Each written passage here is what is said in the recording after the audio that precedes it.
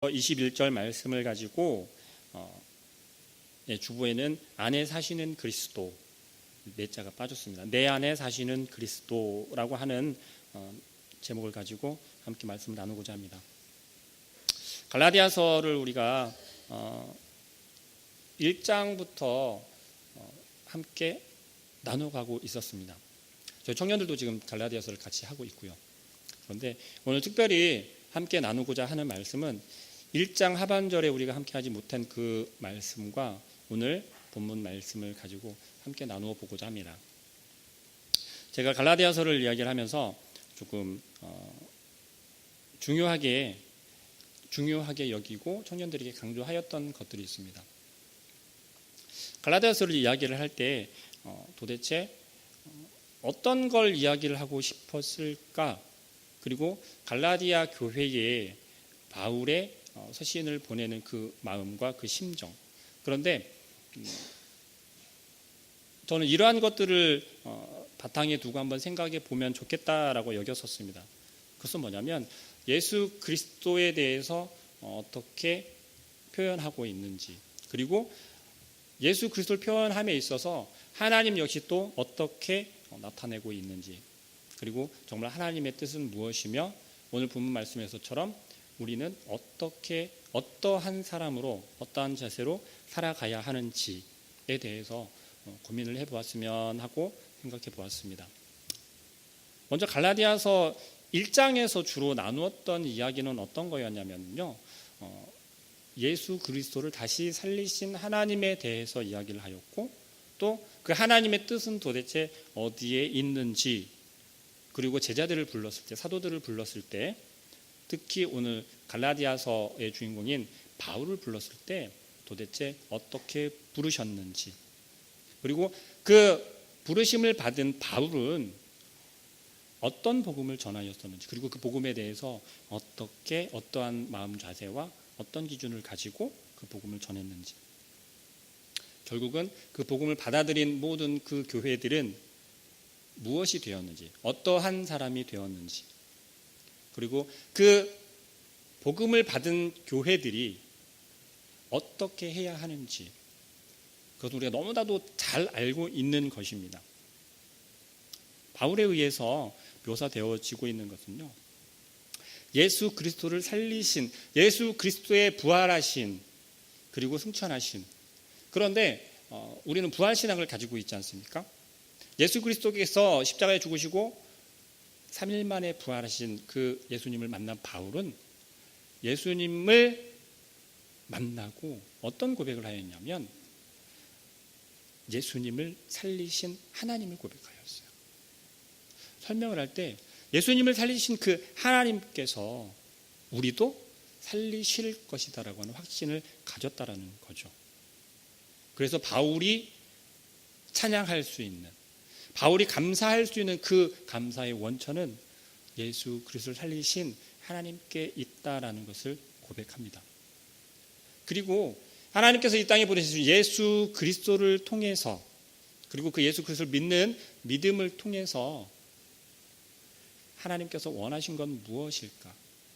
특별히 이 세대를 하나님께서 선택을 하신 그것은 무엇인가? 그건 우리가 하나님의 은혜다라고 이야기를 합니다.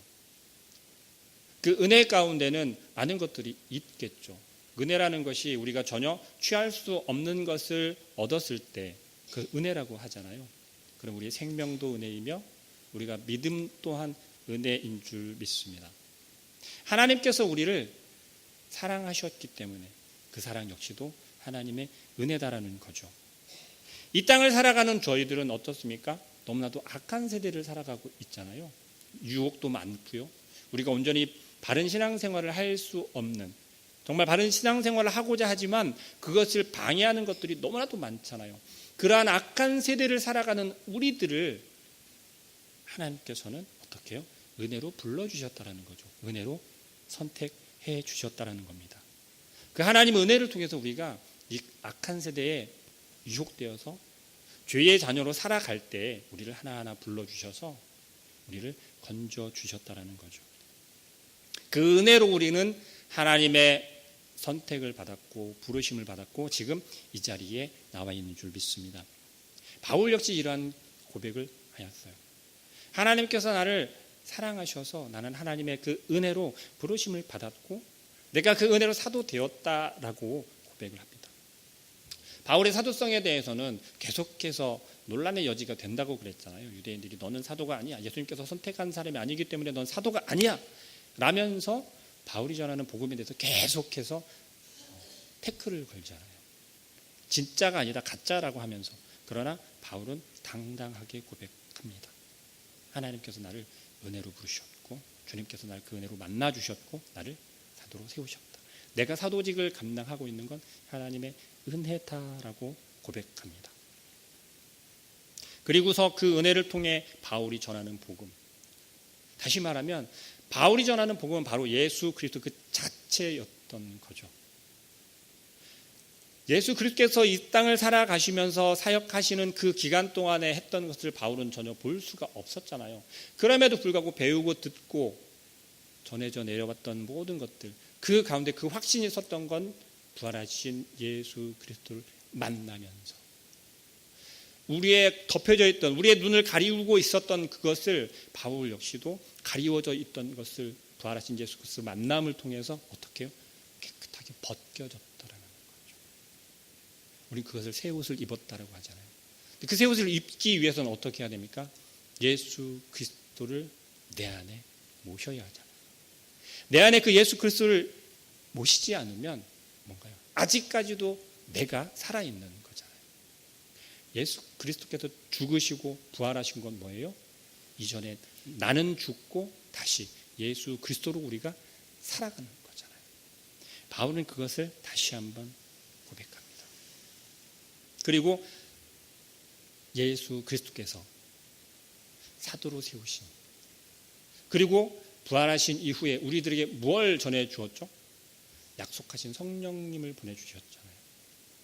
그 성령님을 우리에게 보내주시면서 비로소 이 땅의 교회들이 세워지기 시작했다라는 거죠. 오늘 새벽에 잠깐 나누었습니다마는 예수 그리스도께서 죽으시고 부활하셔서 승천하신 이후에 제자들이 가장 먼저 했던 건 뭐였을까요? 오늘 새벽에 나오신 분들은 아마 기억하실 텐데, 네, 모여서 기도했어요. 그 기도한 이유가 뭐냐면요, 12명의 사도 중에 빈 숫자를 채우기 위해서, 가룟 유다가 예수님을 배반하고 죽었잖아요. 그 자리를 채우기 위해서 뭐예요? 모여서 기도하고 그 빈자리를 다시 한번 세웠다라는 거죠. 그래서 마띠아가 세워졌지 않습니까? 말씀드리고 싶은 건 예수 그리스도께서 세우심을 받은 그 사도들 역시 뭐예요? 부활하신 예수님을 만나기 전에는 예수님이 없으니까 두려웠어요. 두려워서 다 뿔뿔이 흩어졌다라는 거죠. 우리 안에 예수 그리스도가 있지 않으면, 계시지 않으면 이와 똑같다라는 겁니다. 우리 안에 예수님께서 함께 하시고 예수 그리스도가 내 안에서 늘 역사하고 있다라고 하는 그러한 확실한 믿음이 없으면, 그 확신에 찬 믿음이 없으면, 지금 예수님께서 사역하는 그 사역, 그 생애 직접 눈으로 다 보았잖아요, 제자들. 그럼에도 불구하고 예수님께서 돌아가셨을 때, 죽으셨을 때 다 도망갔다라는 거죠. 우리의 믿음이 흔들리는 것, 네, 부끄러워해야 될까요? 아니면 그 부끄러움에도 불구하고 나와서 하나님, 내 믿음이 흔들렸습니다, 나의 믿음이 흔들림을 긍휼히 여겨달라고 부르짖어야 할까요? 우리는 부끄러워할 수 있다라는 거죠. 왜요? 악한 세대를 살아보고 있잖아요. 하지만 부끄러워할지언정 다시금 아버지 하나님 앞에 나와서 매달려야 한다는 거죠. 내 믿음이 흔들리지 않게 해달라고, 성령님을 보내달라고. 아니, 이미 우리에게 보내주신 그 성령님을 우리가 꽉 부여잡게 해달라고, 그 성령님의 역사하심 우리가 의지하게 해달라고 우리는 하나님 앞에 부르짖어야 한다는 것입니다. 우리가 아버지 하나님 앞에서 또한 세상 사람들 보기에 좋게 행동하는 것이 아니라 뭐죠? 하나님 앞에서다라고 하는 그러한 마음이 철저하게 있어야 한다는 거죠. 바울 사도의 사역을 보면요, 어떤 사람에게 좋게 보이기 위해서 한 사역들은 없었던 것 같아요. 심지어 그 유대인들이 바울 너가 하는 것이 어떤 게 더 좋아 보이겠다, 더 너가 전하는 그 복음에 대해서 확실하게 전할 수 있겠다, 우리도 도와주겠다라고 다가오는 것이 분명히 있었을 거예요. 왜요? 바울은 유대인이었잖아요. 율법적으로 정말 잘하는 자였고 뭐예요? 유대인들과 함께 그리스도인들을 잡으러 다녔던 사람이었잖아요. 그러면 한번 생각해 보세요. 내가 떡 하나 더 줄게, 우리랑 같이 하자. 그러면 너가 하는 사역을 내가 밀어줄게, 지지해줄게. 자, 그렇게 다가올 때 우리는 어떻겠습니까? 힘이 될 수 있어요. 하지만 바울은 그렇게 하지 않았다는 거죠. 심지어 그들을 향해서 뭐라고요? 다른 복음이다라고 이야기를 하면서, 진짜가 아니고 가짜라고 이야기를 하면서 흔들리지 마라고 지금 갈라디아 교회 교인들에게 편지하였다라는 것이죠. 그게 하나님 앞에서 영광이 된다라는 것을 이 바울은 알았던 거죠. 오늘 본문 말씀 한번 보겠습니다. 본문 15절 말씀에 보니까 우리는 본래 유대인요 이방 죄인이 아니로되 라고 선을 그어서 이야기를 합니다. 바울은 율법적으로 정말 잘 알던 사람이었을까요? 아니면 잘 모르던 사람이었을까요? 너무너무 잘 알던 사람이었어요. 너무너무 율법적이었던 사람이었죠. 왜냐하면 그렇게 배웠으니까요. 우리들 어떤가요? 우리는 너무 율법적이지 않나요? 율법을 잘 모르는데 내가 율법적입니까? 라고 반문을 하실 수도 있을 거예요. 그런데 정말 죄송하게도 우리는 어려서부터 너무 율법적으로 예배를 배우고요, 믿음 생활을 배워갑니다. 교회들이 그렇게 해왔어요. 지금까지 예전의 교회들은요, 정말 예전이 중요하지 않다라는 것이 아니에요. 교회에서 경건하지 않아야 한다라는 게 아니에요. 그러나 그 경건의 기준이 무엇인지 분명하지 않았다라는 거죠. 하나님 앞에서, 바울이 지금 고백한 건 뭐예요? 하나님 앞에서예요. 하나님 앞에서. 하나님 앞에서 형식과 틀이 얼마나 중요할까요? 만약에 그 하나님 앞에서도 그 율법적인 형식과 틀과 방법들을 지켜야 했다면 예수님께서 사역한 것은 정말 잘못되었죠. 그렇지 않나요? 하지만 그게 아니었던 거죠. 하나님께서 정말 소중하게 여기고 중요하게 여겼던 것은 뭐예요? 어떤 마음이냐는 거예요.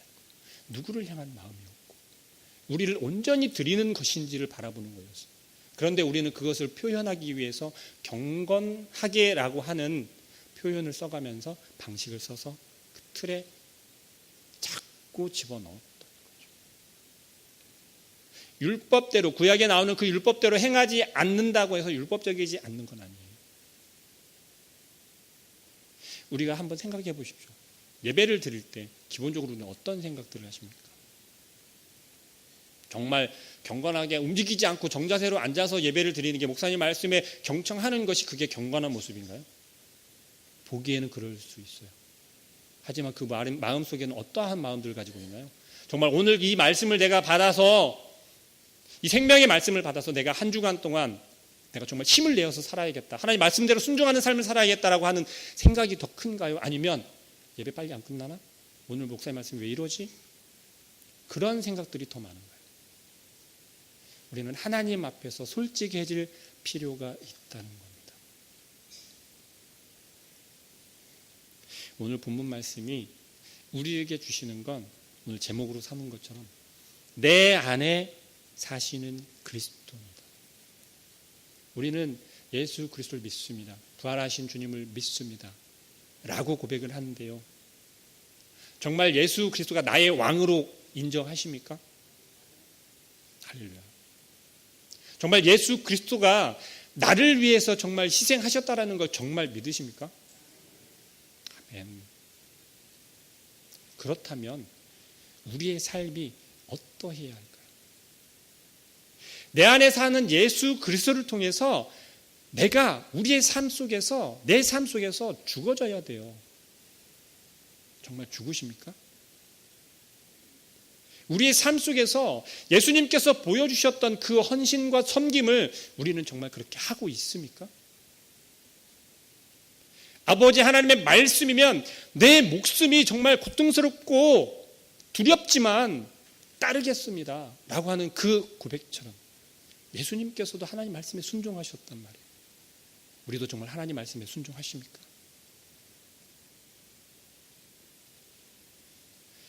우리가 함께 하나님 앞에서 하나님 말씀이면 족합니다. 하나님께서 기뻐하시면 족합니다. 하나님께서 나에게 말씀하신 그 말씀을 내가 정말 온전히 순종할 수 있도록 우리가 누구를 의지해야 하겠습니까? 내 안에 사시는 예수 그리스도를 의지해야 되잖아요. 내 안에서 지금도 끊임없이 나를 죽이고 예수 그리스도로 살아가라고 말씀하시고 역사하고 계신 그 예수 그리스도를 의지해야 하잖아요. 그렇게 하지 못하는 이유가 어디에 있을까요? 도대체 내가 그렇게 하지 못하는 건 왜 그럴까요?